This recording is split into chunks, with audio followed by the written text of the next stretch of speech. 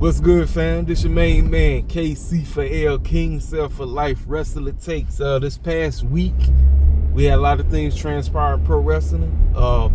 We once again got drama going on concerning AEW, unnecessary drama. I'm gonna have to do a thorough video on that situation because I'm driving to work. But my honest opinion on the situation right now, it's all petty on everybody's side. I mean, first of all, Rey Fenix just trying to get out of his contract. He's doing everything in his power to get out of the contract. That's all he's doing. Like, real talk. Like, everything he's doing, he's just trying to get out of his contract. Everything is just like, first of all, why would you wait right when AEW is trying to promote All In, which is considered a WrestleMania? Because that's what it is. All In is AEW's WrestleMania. We didn't establish that. Even though Tony Khan tried to do all his pay-per-views like it's a WrestleMania, but we have established All In is AEW's WrestleMania. So that's the time to try to get people to buy tickets and all this other crazy stuff. Like, AEW don't need no negativity right now. They really don't. Now, a lot of the negativity, yes, you got hardcore shields that shield out for the E and just do anything but try to take shots at them. But Tony Khan and company got to, 1, get thick skin, 2, figure out how to make the show better, and 3, get some structure in the back. Now, I know people saying, well, he kind of getting structure right now. I know. But here's the deal. When you still got a whole lot of immaturity going on, a lot of clown stuff, a lot of foolishness that don't make no sense, it does not bring a positive light to your company. It doesn't. You know, it's just a bunch of he say, she says nonsense. Again, communication seems to be a big problem with the company. That's what the whole deal right now concerning Rey Fenix and everything. It's all about communication. Communication is the key. If you don't have good communication with the cast that's working under you, what the heck are you doing? I don't care if you got 18 trillion, billion, gazillion dollars. It don't mean nothing to me. It really doesn't. Now, as for NXT Deadline, I'm going to be honest with y'all. I didn't do a review for the show, but I watched it. And from my honest opinion, I thought it was the best pay-per-view out of all the pay-per-views I've seen.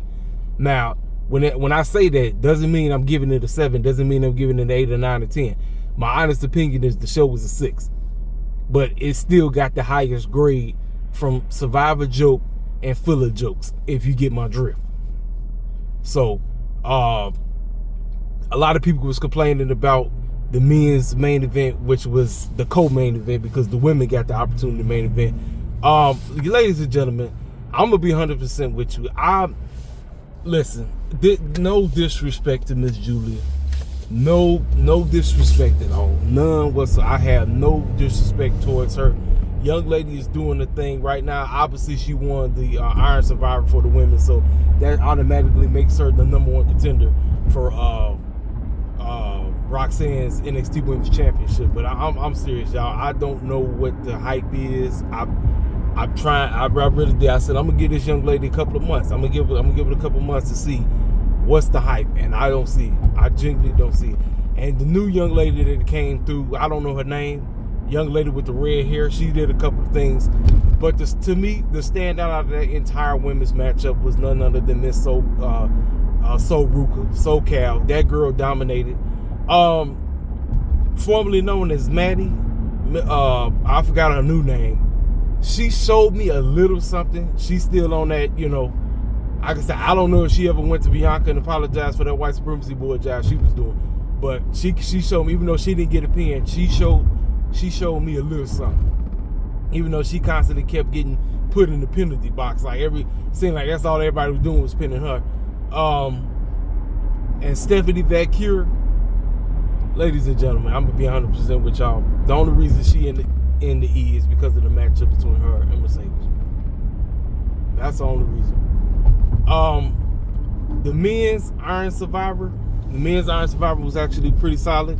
Oberfendi got the job done. First of all, he wasn't even supposed to be in that matchup because my man that used to be in New Japan, who basically put his hands on The Rock's daughter, he got suspended, so he couldn't be in the matchup. So they just threw Oberfendi in there. So as of right now, Oberfendi is your next #1 contender for the men's, which means he will be getting the opportunity at Trick Williams. I don't know when. The matchup between Trick Williams and Ridge Holland, first of all, like I said, I don't even watch NXT like that anymore because, like I said, I can't. Because, like I said, we don't have the CW network. But Y'all know how I feel about Ridge Holland. Ridge Holland ain't nothing. He just there to be there, y'all. And the matchup between him and Trick, the standout of that whole matchup was Trick basically getting his neck, because that was the story. The story was Trick was injured. He got a serious neck, quote unquote, storyline wise neck injury. He had the Contesto tape on his neck. And, he was out there trying to do what he needed to do. And he messed around and got his neck stuck between the ropes. I said, how you get yourself? I said, come on, Trick. Come on, man. But I was sitting up here saying there is absolutely no way Shawn Michaels would be a circus clown and put the championship on Ridge Holland. I said, no. The clown, like, the man is literally trying to run around here, go along with he be breaking people's necks. I don't give a dang about that. Oh, no, man. Like, no. And then we had Brian Pillman Jr. trying to cut a promo. I said, man, if this Batman wearing clown, Batman wearing beard, don't sit on down something. Like, the dude legit had promise when he was at AEW, but then Tony Khan just tremendously dropped the ball with him. So I'm like, all right, I'm going to give this dude a whole year. He's been with the company almost 2 years now, and I don't really give a dang about what he's doing. I'm sorry. He can cut a promo all he wants. The tag team match might have been the best match on the show, and unfortunately, ladies and gentlemen, the wrong team won. At first I was not behind William Regal's Son's squad. I wasn't, but they kind of been, making a name for themselves. Nathan Frazier and Axum, and Nathan Frazier actually did double duty because he was in the men's Iron Survivor. I'm sitting up here saying there's absolutely no way, because they've been teasing that the two of them get ready to break up. I said, okay, why don't you go ahead and do that right now? Why don't you go ahead and do that? Do it. No, Michaels had William Regal's Son squad lose, and they was doing work. Tazian, and I forgot the other dude's name. They was killing it, man. The match was good between them and Nathan Frazier and Axel. It was great. I'm like, why don't you go ahead and make new stars, Shawn Michaels and Triple H? Because his name pops up. It say produce Paul the Civic. So for the clowns that's crying and wondering, are we going back to Black and Co? Guess who's producing NXT? Triple H. The name, it pops up right there. Paul the Civic, executive producer. Right up there. So for you Triple H D riders that love the man, he's booking NXT again with Shawn Michaels. But anyway, I digress. I wish Taser didn't do it with a one. I was like, come on, Shawn Michaels, we dropping the ball, man. I'm like, I don't even watch NXT like that. And I'm like, you know what? Something different, something new. My girl, Miss Parker and Miss Lola Vice, they had their UFC fight. Now, based off the storyline, Miss Parker got her victory on TV, so you knew this is Lola Vice's fight. Like, this is her. This is what she is. She's a former MMA fighter. Now, the only takeaway from this match I didn't like is all the goofies that was around the ring just banging on. I didn't like all that. I was not a fan of that. But the matchup itself, it was actually a pretty good matchup. Lola Vice and Miss Parker, they did their thing. They killed it. Obviously, like I said, I knew Lola Vice was getting the dub. I already knew that. Let me see if there's anything else I'm leaving off the show. I feel like I'm leaving off a match, but yeah, outside of that, like I said, I thought out of all the pay-per-views, I legit thought this was the best pay-per-view out of all of them. I legit thought this was and I'm talking about AEW too. Real talk. Like AEW, I'm talking about Survivor joke, I'm talking about full of jokes, and then we got NXT Deadline as a joke. We got the NXT, honestly opinion, I thought NXT Deadline was better. That's just, and I don't even watch NXT like that. But I walk away, I give the show an honest 6 out of 10. Raw, let's talk about it. Best thing on Monday Night Raw yesterday, obviously, the former Coons, because as of right now, they're not cooning right now. Woods and Kofi are not shucking and jiving right now. And guess what, ladies and gentlemen? I'm going to say it. You notice they're not cooning. Now they the most hated thing in WWE right now. Notice that, ladies and gentlemen. Noticed it. Kofi and Woods aren't cooning. They're not buck dancing, and they are the most hated thing in WWE right now. You see what I'm saying? Cats love you when you coon, but the moment you stop cooning, they got a serious problem with you. Look at it. Best thing going in the E right now is Woods and Kofi, hands down. I know Seth Rollins tried to cut a promo talking about what CM Punk said, and then Sammy come out there, and I'm like, and I don't give a dang about no garbage triple threat between Gunther, Damian Priest, and Finn, but I don't give a crap about that because we already know who's winning. Gunther is not losing. Triple H, listen, as much as I can't stand Gunther, he just got the thing. He's not losing.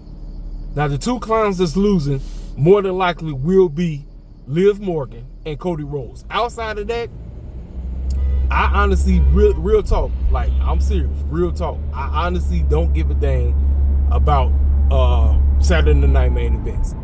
Even with Sammy and Drew getting added on the card, I genuinely don't. But I'm watching the show because that's what I do. I'm a wrestling head. I watch. I may not be a fan of what somebody is booking or whatever, but guess what? I'm a wrestling head, and I come to you and I give you an honest take on what I'm watching. So what you think I'm doing? I will be tuning in to Saturday Night main events. Yes, I will.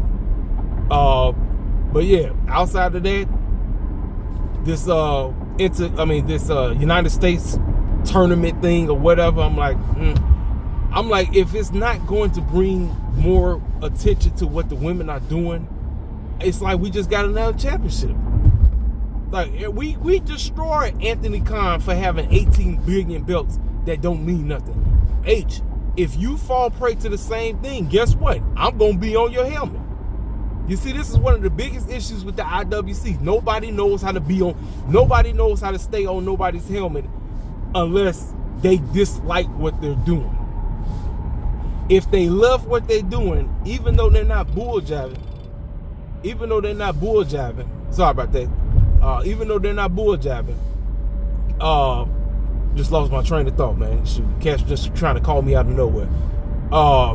Yeah, even though they're bull jabbing, Cass don't want to call them out. Cass want to sit up there and act like everything is all good. Like last week, I thought Raw was way better last week. Honest take. And the fact that you even had Cody pull up, I said, man, I don't give a dang about no Cody being on here. I mean, dog, I'm serious. Listen, I don't even watch SmackDown like that no more, man. And guess who running the show? That's right, Cody Rhodes. So I'm like, man, like y'all notice the only show I'm actually reviewing now. I mean, listen, I try to review AEW, but like I said, Tony Khan and company, they just got to make stuff make sense. That's their biggest issue, is getting things to make sense. And I'm not telling you to go the WWE route. Don't try to be like the E, because that's what a lot of the hardcore former cats who used to deride the mess out of TK and them, they want AEW to be exactly like WWE. And I'm like, no. What you need to do is just do a better job at getting people to care about whatever storylines you got going on. You understand what I'm saying? That's it. That is it, man. Like, they got some decent stuff going on. Like, we can't front. They do. But when you got like one or two things that's actually carrying the show and everything else you're doing is just a waste of time, nobody gonna tune in. Then you got all this outside drama that we don't need. It's not helping nothing. It ain't helping nobody, ladies and gentlemen. It ain't helping nobody. But ladies and gentlemen, this is the mixture. This is the NXT review. This is my thoughts on the current situation, the current drama situation concerning AEW. And I gave my thoughts on what I thought about Monday Night Raw. Was Raw decent? Yeah, it was decent. But I thought last week was 100% better. I'm serious, honestly. I'm not finna sit up here and sugarcoat and deride like all these shields are doing, because that's all these fools know how to do. I told you. The deride in the IWC is on another level. I mean, we already got the hardcore AEW shields that they chill out for no matter what Tony Khan do. And then you got the deriders that love the mess. Whatever Triple Big Nose does, they love it. It's like, oh, Triple Big Nose can't do nothing wrong in their eyes. I'm serious. Real talk. But it is what it is, man. This is my honest thoughts on Raw. My honest thoughts about NXT Deadline. My thoughts about what AEW is doing and what they can do better. And we on to the aftermath of what happened at Deadline on NXT. And then we got Dynamite tomorrow. So this your main man, Xavier, Kingston for Life Wrestling Takes. Always here to give you the best of the best takes. And ain't here to come on here and sugarcoat. I'm not here to come on here and bull jive like a lot of these cats in the IWC. Oh, and shout out to the homie King Mike. I know you just recently came back, dog. I have not been in your stuff. I know you back. Salute to you coming back, dog. But outside of that, hey, this your main man, Kingston, King Self for Life Wrestling Takes. I'm gone. Holla at your boy.